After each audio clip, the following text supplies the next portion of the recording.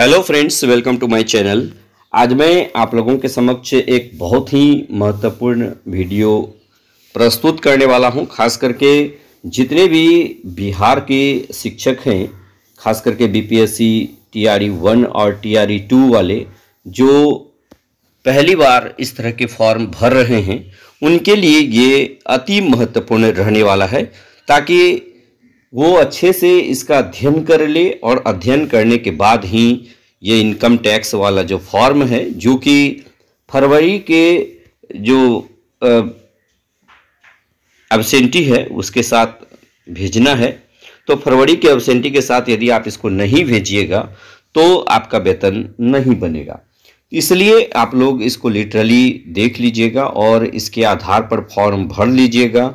और मैं यहाँ पर तीनों टाइप का जो फॉर्म है वो भरने के लिए सिखाऊंगा। मैं प्रयास करूंगा कि लिटरली आपको हम समझा पाएँ, और यदि आप अच्छे से इसको भर लीजिएगा तो कहीं भी आपको परेशानी नहीं होगी, यानी वेतन लेने में कहीं कोई परेशानी नहीं होगी। दोस्तों, ये 3 प्रकार का फॉर्म है। कौन कौन सा है? एक है पहले शेड्यूल ऑफ इनकम टैक्स, दूसरा है वित्तीय वर्ष 2024-25 में वेतन स्रोत से आय और कटौतियों की विवरणी, और तीसरा फॉर्म 16, ये टीडीएस जिसको हम लोग बोलते हैं।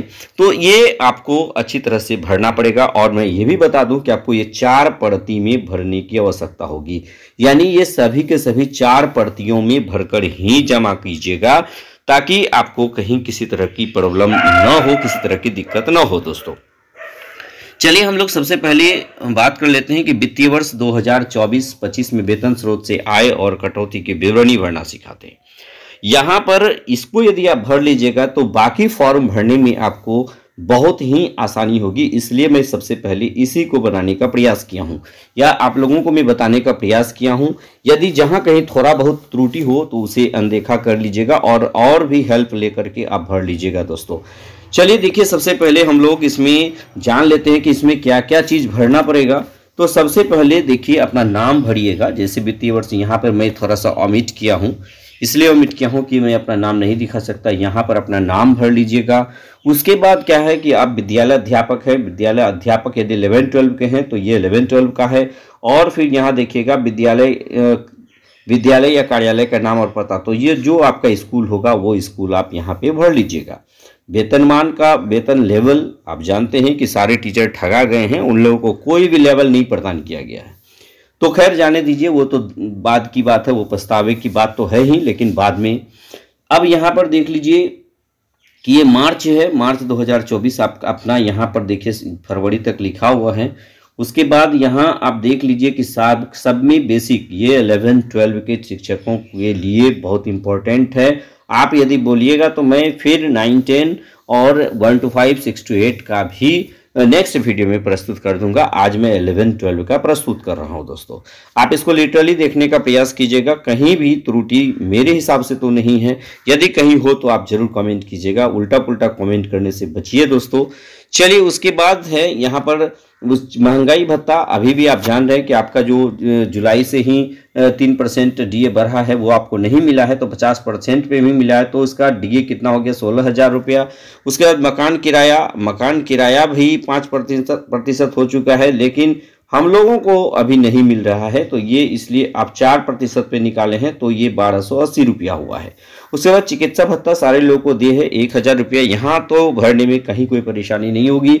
अब यदि हम सबको जोड़ लें, यदि हम लोग सबको ऐड कर लें तो कितना हो जाएगा? 50,280 रुपया होता है।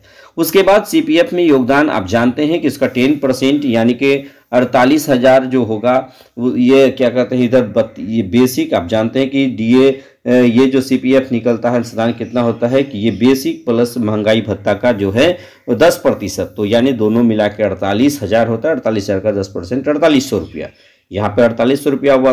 ग्रुप बीमा में 30 रुपया लगता है, और कुल मिलाकर कटौती कितना हो जाता है? 4830 रुपया। शुद्ध भुगतान राशि यानी कि शुद्ध आय आपका 45,450 रुपया क्रेडिट किया जाता है, आप भी जानते हैं। दोस्तों, तो अब ये देखिएगा, इसमें फॉर्म में सब में वही चीज़ भर दिए हैं।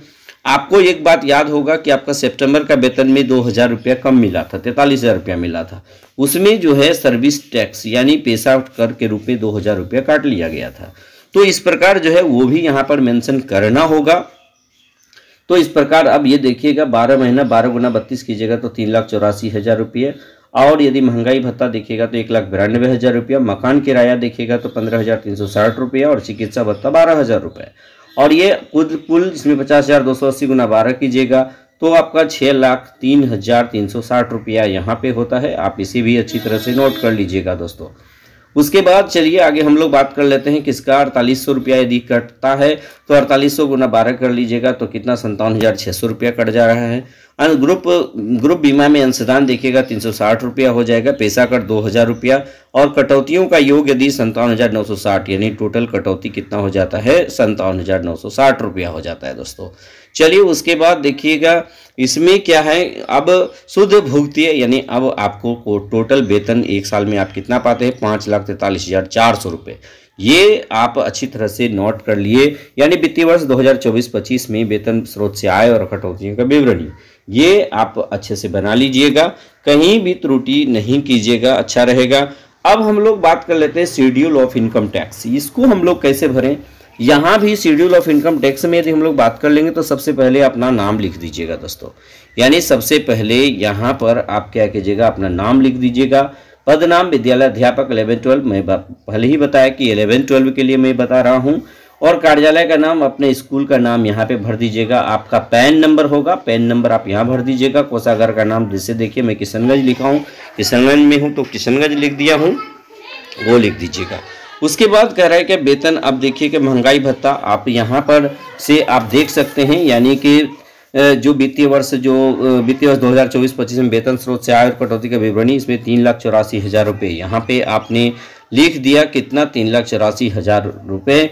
उसके बाद देख लीजिएगा कि आपका महंगाई भत्ता टोटल 1,92,000 रुपये। फिर आपका देखिएगा मकान किराया जो है कितना है 15,360 रुपये, ये भी लिख दीजिएगा। उसके बाद फिर मेडिकल कितना है 12,000, ये लिख दीजिएगा। यानी टोटल कितना हुआ 6,03,360 रुपये। चलिए ये बहुत अच्छी बात है, यहाँ लिख दिए। अब देखिएगा कि यहाँ फॉर्म के आधार पर आपको काम करना है। इसमें कह रहा है कि वेतन स्रोत से प्राप्त कुल आय, तो आप यहाँ कुल आय लिख दिए दोस्तों। घटाएं धारा 16A के अंतर्गत मानक कटौती की राशि, तो कितनी कटौती हुई है 75,000 रुपये प्लस 200 रुपये, यानी 77,000 रुपये की कटौती आपकी की गई है। तो आपको लिखना पड़ेगा ये 77,000 रुपया यहाँ लिख दिए दोस्तों। उसके बाद देख लीजिए इसको घटा दिए तो कितना होगा 5,26,360 रुपये। यहाँ पे देखिएगा यहाँ भी 26 होगा, तो 5 लाख जो है 26,360 रुपये। अब यहाँ फिर क्या करेंगे 10 नंबर में, बाकी इसमें कुछ भी नहीं बढ़ना है। 10 नंबर में आप लिख दीजिएगा 5,26,360 रुपये पर दे आयकर। यानी प्रथम 3,000 पर देखिए शून्य है। उसके बाद अगला इस पर यदि हम इसको माइनस कर दें तो कितना 2,26,360 ही बचेगा। देखिए बहुत लोग गलती क्या करते हैं कि इसमें इसको घटा देते हैं, तो इसमें घटाते नहीं है बल्कि उसी पे निकाल देते हैं। तो 3 लाख यदि 5,26,360 में घटा देंगे 3 लाख रुपए तो कितना होगा 2,26,360। इसी पर ना 5% हमको कर देना होगा, तो उसका 5% निकाल लेंगे तो कितना हो जाएगा 11,318 रुपये दोस्तों। यहाँ पर देखिए 11,318 रुपये। अब यहाँ पर इस तरह डैश लगा के यहाँ टोटल लिखेंगे 11,318 रुपये, ये हम लिख दिए। देखिए मैं थोड़ा सा वीडियो लंबा ही हो जाए लेकिन आपको बेहतरीन ढंग से समझ में आ जाएगा, ताकि आप कहीं गलती नहीं कीजिएगा दोस्तों। 11,318 रुपये, चलिए ये हो गया। उसके बाद यहाँ देखिए घटाएं धारा 87A नई कर व्यवस्था के तहत कर में राहत, जिनकी आय 7 लाख रुपए तक हो, आयकर की राशि में अधिकतम 25,000 रुपये तक की छूट देखिएगा। यहाँ देखिए 25,000 रुपया और माइनस आपको कर सकते हैं, कर दीजिएगा दोस्तों। चलिए उसके बाद जो है उसके बाद बाकी सब में नील नील नील भर दीजिएगा। करदाता का यहाँ पर सिग्नेचर आप जरूर कर दीजिएगा दोस्तों। ये हो गया टीडीएस, ये हो गया आपका शेड्यूल ऑफ इनकम टैक्स भर दिए। अब चलिए हम लोग बात कर लेते हैं क्या ये टीडीएस फॉर्म कैसे भरते हैं। टीडीएस फॉर्म जरूर आप यहाँ पे भर दीजिएगा। टीडीएस जो है टीडीएस फॉर्म आप जरूर भर दीजिएगा दोस्तों। ये टीडीएस भरना काफ़ी जरूरी है। जैसे देखिएगा कि ये क्या है, स्कूल टीचर 11-12 हो गया, ये आप देख लीजिए। अब यहाँ पर देखिएगा कि ये सब लिख दीजिएगा, name and address of employer, यहाँ पर नेम एंड एड्रेस आप लिख दीजिएगा। उसका नेम है डिजिग्नेशन ऑफ एम्प्लॉय, यहाँ पर नाम के अतिरिक्त अपना स्कूल टीचर 11-12 लिख दीजिएगा। उसके बाद देख लीजिएगा यहाँ पर एट जो है एट आप लिख दीजिएगा, आपका अपना जो घर का एड्रेस है ये यहाँ पर भर दीजिएगा। उसके असेसमेंट ईयर लिख दीजिएगा, कब से कब है, ये मार्च से 2024 से फरवरी 2025 तक है दोस्तों। उसके बाद चलिए हम लोग आगे चलते हैं, इस वक्त कुछ नहीं खाली भर देना है। उसके बाद देख लीजिएगा यहाँ पर भी कुछ नहीं भरना है। अब यहाँ पर वेरिफिकेशन में आप अपने बीआरसी से पहले पता कर लीजिएगा कि आपका कौन यहाँ पर किन का साइन होगा, डीपीओ का होगा या डीपीओ कौन है, या फिर डीओ का होगा, या जो भी इस्टेब्लिशमेंट यानी कि स्थापना प्रशाखा का जो भी प्रधान वर्तमान समय होगा उनका यहाँ पर नाम डिजिग्नेशन होगा दोस्तों। ये आप पूछ करके आप ऑफिस में भर लीजिएगा। उसके बाद चलिए हम लोग अगला इसका टीडीएस फॉर्म का जो पार्ट बी है, पार्ट बी में सबसे पहले हम लोग यहाँ पर क्या दिखाएंगे, सबसे पहले यहाँ पर टोटल इनकम जो आपका था, यानी आप देखिएगा टोटल इनकम बिना कटौती के 6,03,360 रुपये, ये आप यहाँ पर लिख दीजिएगा। फिर आपको टोटल यहाँ पर वही सेम टोटल है और कुछ इनकम है नहीं, तो यही लिख दीजिएगा। वहाँ पे लिख देने के बाद ये सब कटौती काट दीजिएगा। उसके बाद देखिएगा ये 15,360 रुपये, आप सोचिएगा ये क्या है, तो ये देखिएगा आप इसको एक बार लिटरली उसको देख लीजिएगा तो आपको पता चलेगा कि ये मकान किराया भत्ता है। तो ये 15,360 रुपये यहाँ पर आप डाल दीजिएगा दोस्तों। फिर उसके बाद आगे चलिएगा, आगे फिर यहाँ पर टोटल लिख दीजिएगा तो जितना इनकम है। उसके बाद एक बार आप प्रोफेशनल टैक्स दिए थे, आप ये भी आपको भूलना नहीं है, ये देखिएगा 2,000 रुपया, और इस प्रकार टोटल कितना कटा था तो 77,000 रुपये, यानी 75 उधर प्लस 2 77,000 रुपये, तो ये 5,26,360 income chargeable under head salaries, ये देखिएगा कितना है 5,26,360 रुपये होगा। चलिए इसको ये फिर आप टोटल कर दीजिएगा दोस्तों, ये देखिए टोटल कर दीजिएगा, यानी टोटल इतना हो जाएगा 5,26,360 रुपये, यहाँ पे आप कर दीजिएगा। अब यहाँ पर देखिएगा इसका, चलिए अब हम लोग बात कर लेते हैं क्या टीडीएस का जो टीडीएस फॉर्म है, टीडीएस पार्ट बी में ही एक पॉइंट है 10 नंबर। 10 नंबर में देखिएगा कि 10 नंबर पॉइंट में क्या है कि ये 10 नंबर का ए नंबर में लिखिएगा 57,960 रुपये। अब सवाल उठता है कि 57,960 रुपये क्या है, तो कटौतियों का कुल योग है।